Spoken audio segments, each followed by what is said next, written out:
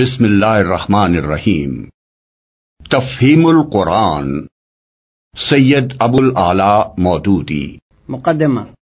بسم اللہ الرحمن الرحیم۔ مقدمہ تفہیم القرآن کا 8واں حصہ۔ اس حصے کے اندر مولانا مودودی رحمۃ اللہ علیہ نے ایک بہت اہم اور ہر دور کے اندر زیر بحث آنے والی بات کی وضاحت کی ہے کہ قرآن شریف کی ترتیب وہی کیوں نہیں رکھی گئی جس ترتیب کے ساتھ قرآن شریف نازل ہوا تھا، اور یہ بھی بتایا کہ کس طرح حضرت محمد صلی اللہ علیہ وسلم پر آیات کا نزول ہوتا تھا تو اس کے بعد وہ کس طرح آیات کو قرآن کے کس حصے میں رکھتے تھے۔ ہم مولانا مودودی رحمۃ اللہ علیہ کی اس خوبصورت انداز میں وضاحت کر دینے کے بعد اس بات کی گنجائش نہیں رہتی کہ اس کو مزید بحث میں لایا جائے، لیکن ہم دیکھتے ہیں کہ ماضی میں بھی بعض افراد نے قرآن شریف کو اس ترتیب کے ساتھ شائع کیا جس ترتیب کے ساتھ قرآن شریف نازل ہوا تھا، لیکن اللہ رب العزت قرآن شریف کی حفاظت کرتا ہے اور اللہ تعالیٰ نے اپنی حفاظت میں لیا ہوا ہے۔ اس وجہ سے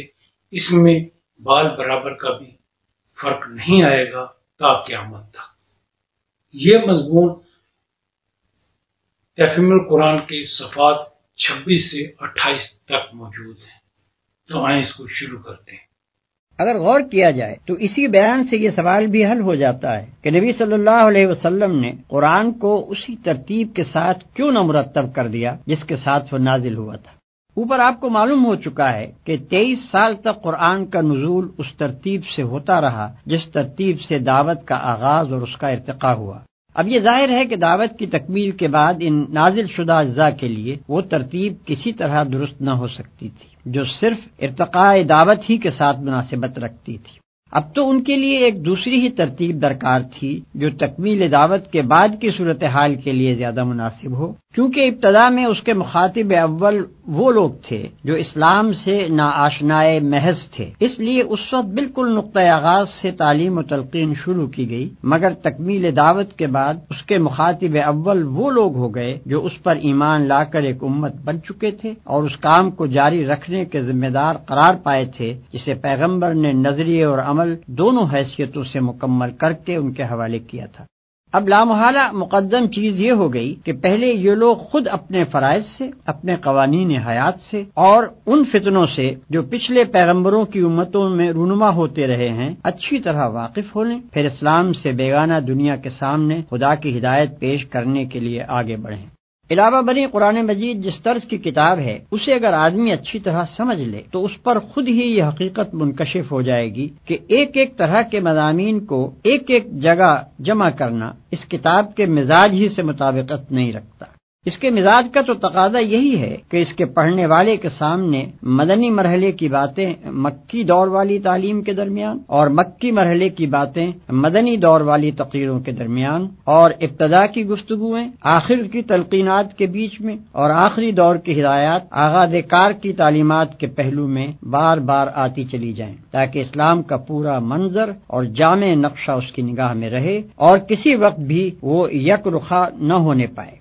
پھر اگر قرآن کو اس کی نزولی ترتیب پر مرتب کیا بھی جاتا تو وہ ترتیب بعد کے لوگوں کے لیے صرف اسی صورت میں بامانی ہو سکتی تھی جبکہ قرآن کے ساتھ اس کی پوری تاریخ نزول اور اس کے ایک ایک جز کی کیفیت نزول و شان نزول لکھ کر لگا دی جاتی اور وہ لازمی طور پر قرآن کا ایک ضمیمہ بن کر رہتی۔ یہ بات اس مقصد کے خلاف تھی جس کے لیے اللہ تعالیٰ نے اپنے کلام کا یہ مجموعہ مرتب اور محفوظ کرایا تھا۔ وہاں تو پیش نظر چیز ہی یہ تھی کہ خالص کلام الہی بغیر کسی دوسرے کلام کی آمیزش یا شمول کے اپنی مختصر صورت میں مرتب ہو، جسے بچے، جوان، بوڑھے، عورت، مرد، شہری، دیہاتی، عامی، عالم سب پڑھیں، ہر زمانے میں اور ہر جگہ ہر حالت میں پڑھیں، اور ہر مرتبہ عقل و دانش کا انسان کم از کم یہ بات ضرور جان لے کہ اس کا خدا اس سے کیا چاہتا ہے اور کیا نہیں چاہتا۔ ظاہر ہے کہ یہ مقصد فوت ہو جاتا اگر اس مجموعہ کلام الہی کے ساتھ ایک لمبی چوڑی تاریخ بھی لگی ہوئی ہوتی اور اس کی تلاوت بھی لازم کر دی جاتی۔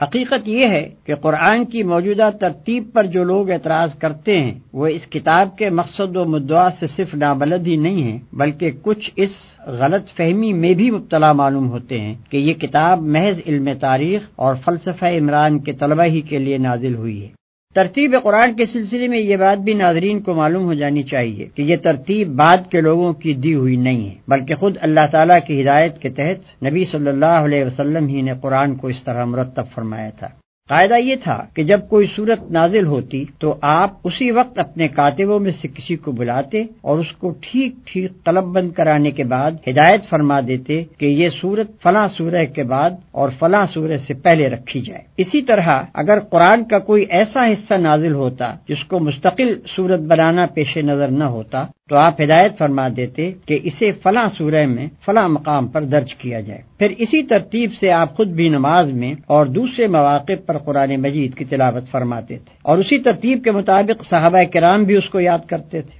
لہذا یہ ایک ثابت شدہ تاریخی حقیقت ہے کہ قرآن مجید کا نزول جس روز مکمل ہوا اسی روز اس کی ترتیب بھی مکمل ہو گئی۔ جو اس کا نازل کرنے والا تھا وہی اس کا مرتب کرنے والا بھی تھا۔ جس کے قلب پر وہ نازل کیا گیا اسی کے ہاتھوں اسے مرتب بھی کرا دیا گیا، کسی دوسرے کی مجال نہ تھی کہ اس میں مداخلت کرتا۔